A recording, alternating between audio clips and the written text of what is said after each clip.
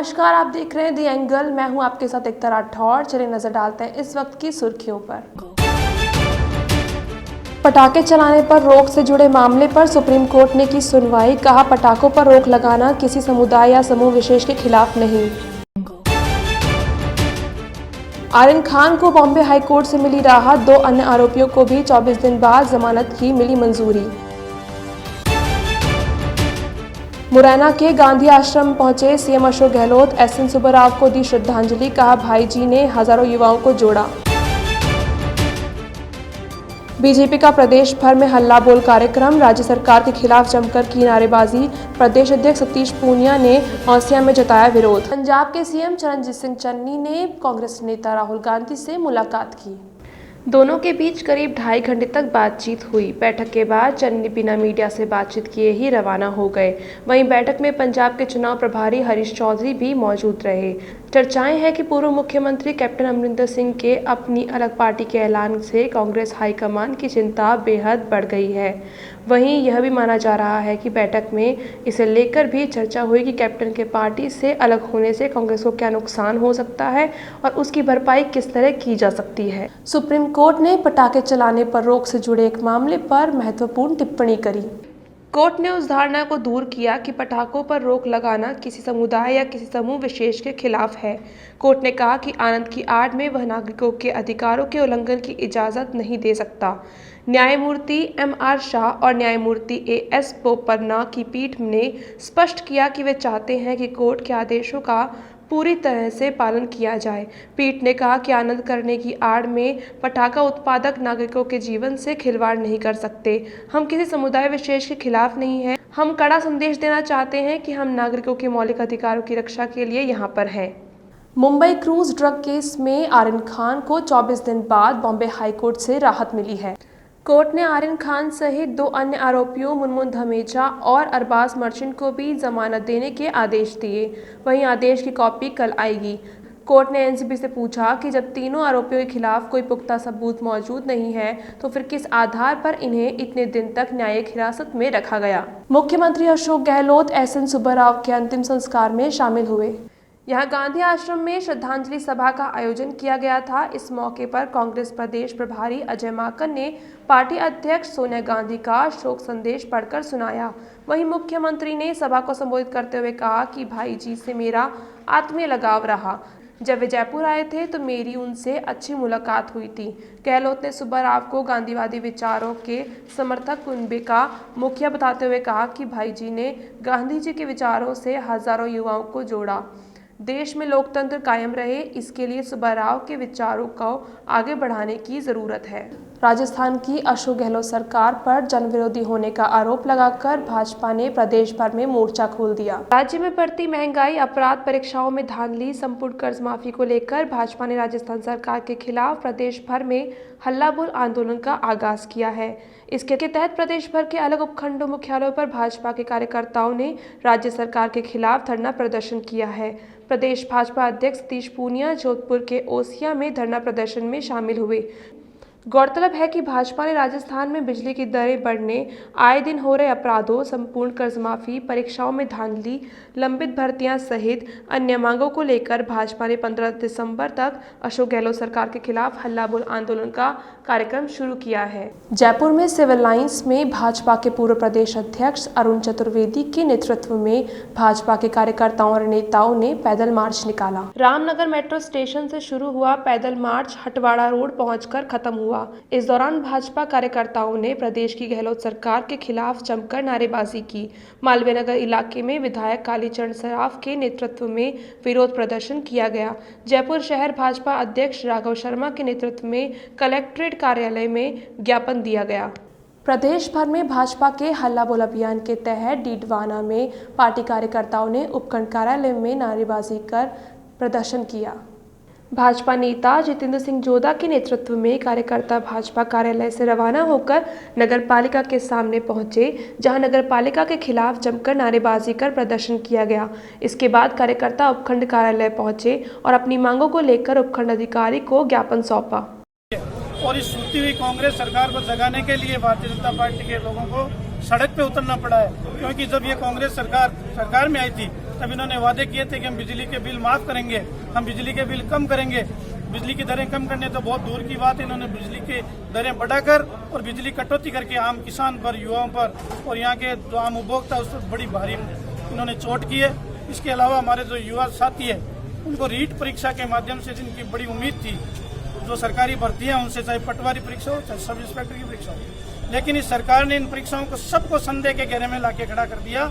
आज आप देखिए रीट के नाम से 35-40 लोग जेल के अंदर है। सरकार के खुद के लोगों पर बैठे हुए आरोप लग रहे हैं और ये सरकार सीबीआई से जांच नहीं करवा रही है, जबकि इनके सीबीआई से जांच करवाकर जितनी भी भर्तियां हुई है उनकी निष्पक्ष जांच कराई जाए और जो सरकार के लोग इसमें शामिल है उनको बर्खास्त करें और उनके खिलाफ कार्रवाई करनी चाहिए। प्रदेश के बेरोजगार युवाओं का शहीद स्मारक पर धरना आज भी जारी रहा। राजस्थान बेरोजगार एकीकृत महासंघ के बैनर तले चल रहे इस धरने में प्रदर्शनकारी अपनी 21 सूत्रीय मांगों के खिलाफ धरने पर बैठे हुए हैं। महासंघ के अध्यक्ष उपेंद्र यादव ने कहा कि सरकार ने दूसरे दौर की वार्ता कर मांगों को पूरा करने का आश्वासन दिया है, इसके बावजूद न मांगे पूरी हुई और न दूसरे दौर की वार्ता हुई। इससे युवाओं में आक्रोश है। उन्होंने राज्य सरकार को चेतावनी देते हुए कहा कि अगर सरकार ने अभी भी कोई एक्शन नहीं लिया तो सभी बेरोजगार शहीद स्मारक पर ही भूखे पेट काली दिवाली मनाएंगे और फिर भी सुनवाई नहीं हुई तो उत्तर प्रदेश में प्रियंका गांधी की रैली पर बेरोजगार कूच करेंगे। पिछले 15 दिन से लगातार शहीद स्मारक पर लंबित भर्तियां पूरी करने, नई भर्तियां निकलवाने, गैर जमानती कानून का अध्यादेश लाने और बेरोजगारों पर दर्ज मुकदमे वापस लेने, तमाम 21 सूत्रीय मांगों को लेकर हमारा महापड़ाव जारी है। अनशन सरकार के मुख्य सचेतक ने तोड़वाया। वार्ता का एक दौर हुआ, दूसरे दौर की वार्ता का वादा किया गया और कई मांगे पूरी करने का वादा किया गया। नई भर्तियां निकालने का वादा किया गया, लंबित भर्तियां पूरी करने का वादा किया गया। वहीं 23 फरवरी को सरकार के मंत्रियों से रात को 12:30 बजे समझौता हुआ, उन मांगों को पूरा करने का वादा किया गया। लेकिन अभी तक अनसुनी बेरोजगारों की मांगों को किया जा रहा है। बेरोजगारों में आक्रोश है।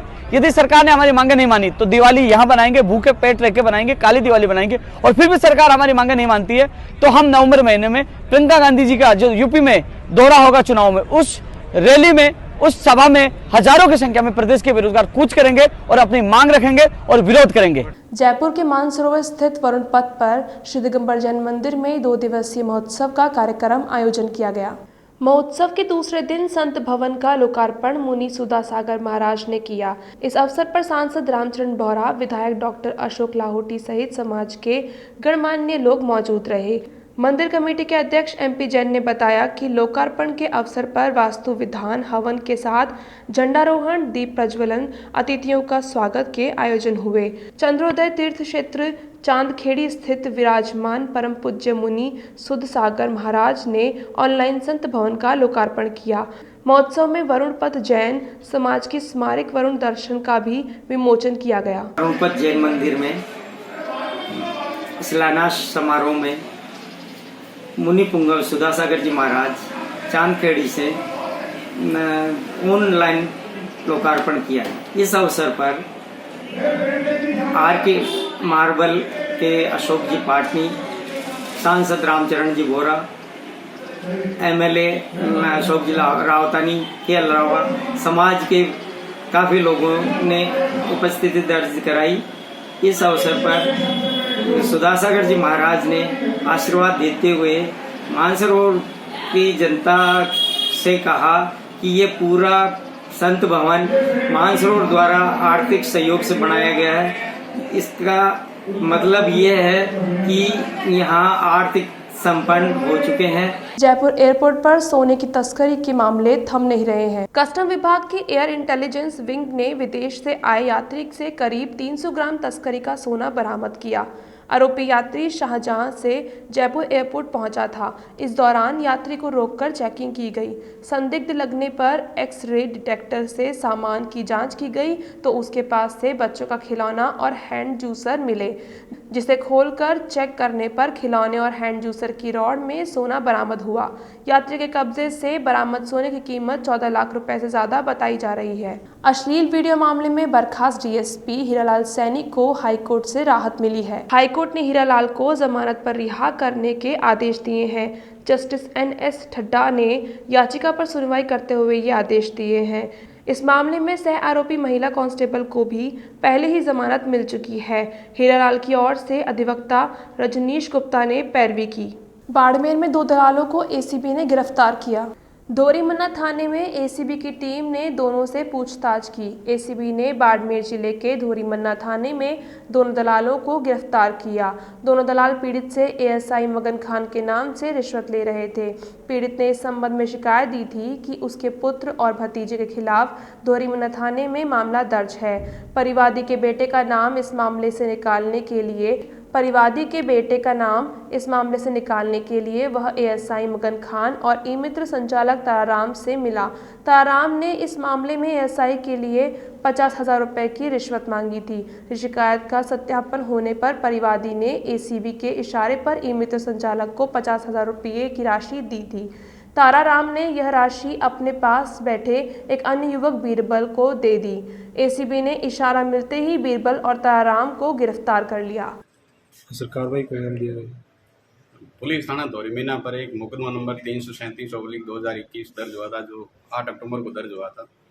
उसका अनुसंधान पुलिस थाना के सहायक उप निरीक्षक मगन खां के द्वारा किया जा रहा था। मगन खां के द्वारा इसके अंदर परिवादी के पुत्र है श्रवण राम, उसका नाम निकालने के लिए अपने दलाल ताराराम के मार्फत 50,000 रुपये रिश्वत की मांग की गई थी। ताराराम यहाँ थाने के पास ई-मित्र संचालक एक है, जो यहाँ ई-मित्र की दुकान चलाता है, और उसने परिवादी से मुकदमे का नाम अपने पुत्र का नाम निकलवाने के लिए 50,000 रुपये रिश्वत की मांग की। इसमें दलाल ताराराम और बीरबल राम को गिरफ्तार किए गए हैं। सिक्कर की अजीतगढ़ पंचायत समिति की ग्राम पंचायत चिपलाटा में प्रशासन गांव के संग अभियान का कार्यक्रम आयोजन हुआ। शिविर में आयुर्वेद विभाग, राजकीय आयुर्वेद औषधालय चिपलाटा का पट्टा जारी किया गया। ब्लॉक आयुष चिकित्सालय श्री मधुपुर के लिए दानदाताओं के द्वारा दी हुई 20,000 वर्ग गज से अधिक जमीन बजाज परिवार स्वर्गीय रामकरण बजाज की स्मृति में उनके लड़के ओम प्रकाश बजाज, रंगलाल बजाज, राजेंद्र प्रसाद बजाज और विनोद कुमार बजाज चारों भाइयों ने स्वेच्छा से आयुर्वेद विभाग को दी थी। इस जमीन की रजिस्ट्री ब्लॉक अधिकारी डॉक्टर कैलाश चंद्र शर्मा को दी गई। सिक्कर के दातारामगढ़ में बेमौसम बारिश से किसानों की फसलों को भारी नुकसान हुआ है। इसे लेकर किसान प्रशासन से खासे नाराज हैं। इसे लेकर देखिए हमारे सहयोगी एनआर मनोहर की ये खास रिपोर्ट। नमस्कार, मैं इस समय ग्राम पंचायत डांसरोली में हूँ और कुछ किसान लोग मेरे सामने आ गए थे। कुछ इनकी फसल संबंधित कुछ प्रॉब्लम थी। यहाँ के स्थानीय उपखंड अधिकारी से भी अपनी प्रॉब्लम है उसको अवगत करा दिया था। बात करने की कोशिश करूँगा। अभी आप लोग यहाँ पर स्थानीय उपखंड अधिकारी को भी अपनी समस्या बताई है। क्या समस्या थी और क्या मांग कर रहे हो? समस्या ये है कि पूरे इलाके में मूंग का 70% खराबा हुआ है और खरीफ की फसल की क्रॉप कटिंग का समय आज के 15 दिन पहले था और अभी कृषि पर्यवेक्षक और पटवारी ने कोई क्रॉप कटिंग नहीं की है और ये कंपनी से मिले हुए हैं। HDFC जो कंपनी है उसे ये प्रशासन मिला हुआ है। ये उनकी मिलीभगत के कारण क्रॉप कटिंग नहीं कर रहा है। अभी आपकी स्थानीय उपखंड अधिकारी से भी चर्चा हुई है, वार्तालाप में कोई नतीजा निकला है? कोई नतीजा नहीं निकला है। पटवारी का जवाब तो लिपापोती है और SDM साहब ऊपर से थोड़ी बहुत लिपापोती की मेरे को सूचना दो, लिखित में दो। जबकि रेवेन्यू बोर्ड ने इनको नंबर दिए, कि फला खेत की गिरदावरी कसरा नंबर इतने की करनी है। यदि उसमें यह फसल नहीं है तो पड़ोसी के खेत की करनी है। ये रेवेन्यू बोर्ड ने नंबर दिए, लेकिन कोई पालना नहीं हो रही है। ये सरकार से ऊपर है, कंपनी के यार है। इसलिए है कि कहीं ना कहीं मतलब ढिलाई हो रही है प्रशासन की तरफ से। मिले हुए है, पूरी की पूरी ढिलाई है। ये कंपनी से मिले हुए हैं। काश्तकार होता रहेगा। क्या चाहते हो? आपकी डिमांड क्या है? हमारी डिमांड ये है कि खरीफ की क्रॉप कटिंग होनी चाहिए और उसमें जो फसल का खराबा है, मूंग में 70% खराबा है, बाजरे में 60% खराबा है, गवार में 65% खराबा है, बाजरे में 50% खराबा है। ये हमारी मांग है, ये रिपोर्ट होनी चाहिए और MSP की गारंटी पे खरीद होनी चाहिए। आज बाजरा 1300 में नहीं ले रहा है, जबकि बाजरे का भाव है 2250 रुपए। सरकार खा रही है, हमने मन नहीं खरा। और मूंग का भाव है 7200 रुपए और आज बाजार भी कोई लेके जाए तो 3000 रुपए में लेने वाला नहीं है। ये किसानों का अपना दर्द है और किसान लोग कुछ अपनी प्रॉब्लम बता रहे थे और एसडीएम से अपनी बात भी रख दी थी। इनका कहना है कि जो अभी जो फसल का खराबा हुआ है उनसे भारी नुकसान हुआ है और ये चाहते हैं कि इनको गारंटी मिले और साथ ही उचित मुआवजा मिले। यहाँ को कुछ और लोग हैं मेरे सामने, स्थानीय डांसरोल जो कुछ लोग, उनसे भी बात कर लेता हूँ। अभी कुछ किसान लोग आए हुए हैं, अपनी मांग रखी है, किसानों की अपनी नाराजगी है, क्या कहना चाहते हो? किसानों में नाराजगी इस बात की है कि जो फसल बर्बाद हुई है, खराब हुई है, उसका प्रशासन की तरफ से कोई समय पे वो मुआवजा, समय पे उनका कोई निरीक्षण करने नहीं है। जी जी। और कृषि पर्यवेक्षक तो कभी आता ही नहीं है जी। और न कोई समय पे कोई सूचना देता है। मेरी सरकार से मांग है कि तारामगढ़ तहसील में मूंग, बाजरा, गुआर ये इतना खराब हुआ है कि उसको अगर सरकार गिरदावरी मांगती है तो वो कम पैसा देती है। तो मेरी मांग है कि सरकार उस अनाज को खरीद ले, हमें मुआवजा भी न दे चाहिए। प्रशासन गांव के संग उचित समस्या का समाधान किया जाता है क्या? आज इस कैंप में जो किसानों की समस्या है, आप लोगों की समस्या है, उसका समाधान होने की दिशा में कदम बढ़ा है या समस्या का समाधान नहीं हो रहा है? समस्या का समाधान नहीं हो रहा है, प्रशासन की तरफ से कोई कार्रवाई नहीं हो रही है। क्या मांग करते हो आप? मांग मैं तो यही कर रहा हूँ कि किसानों की फसल खराबा पूरी रिपोर्ट यहाँ से बनवा करके अगर ये भेजी है तो उसको वापस चेंज कर